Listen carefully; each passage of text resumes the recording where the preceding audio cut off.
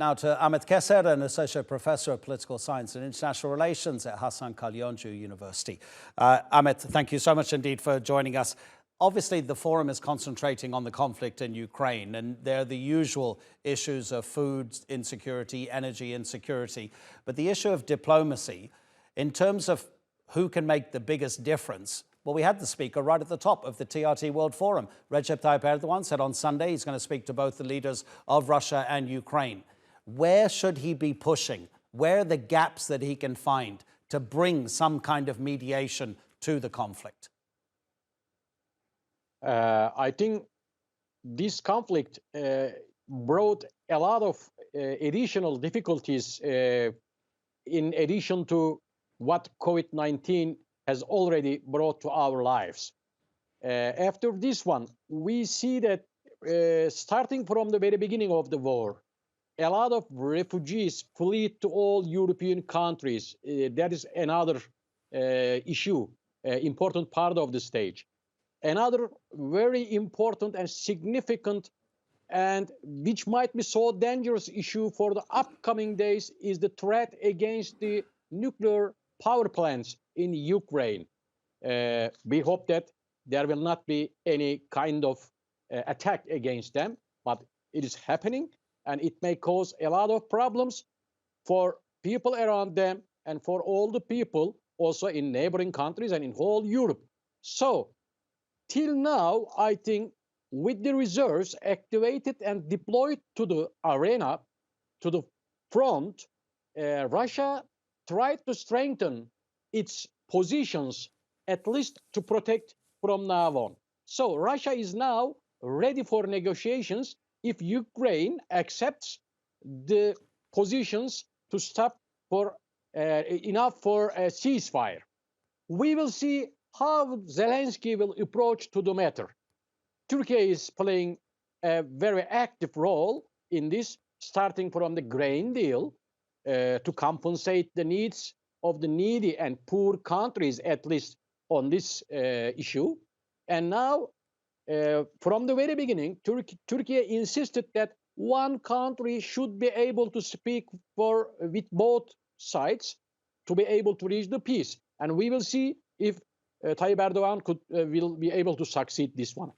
I mean, you're talking about very concrete, very specific issues, which is obviously the right thing to do. But the reason I'm highlighting that is we want to play you a clip of the Russian President Vladimir Putin speaking a few hours ago to the Shanghai Cooperation Organization. The issue here is that Vladimir Putin needs more friends around the world, of course. But if he can't deliver something practically in terms of a ceasefire, how does he do that? And the idea is that maybe he starts to push those ideas of the global north versus the global south, the east versus the west, the philosophical differences, to say to some potential allies, remember, I represent something different. Let's play the clip and then let's see what you have to say about it. The potential for conflict in the world is growing, and this is a direct consequence of the attempts by Western elites to preserve their political, financial, military, and ideological dominance by any means. They deliberately ratchet up the level of chaos and aggravate the international situation. Ahmet, who's going to be listening to that? Because it's actually quite a popular idea, isn't it? That Western elites, who are almost the financial elite of the world, that they do dominate the globe. I think President Putin will also be able to find some supporters for the ideas because he's always claiming that the hegemonic approach of United States, especially on the economic issues, is pushing the countries in those kind of difficulties. And Russia is trying to destroy all these kind of events. And on the other hand, we know that China is much more keeping a neutralized situation, or silently supporting Russia, we can say, and being claimed by United States as a country which is economically attacking to all the Western world. So the calls of Putin may at least gather some supporters from the Eurasian countries within this perspective, I think, not from the West, because they are already trying to implement some maximum limits for oil prices, for Russian oil prices. So they are trying to, let's say, put Putin and Russia in a very difficult position.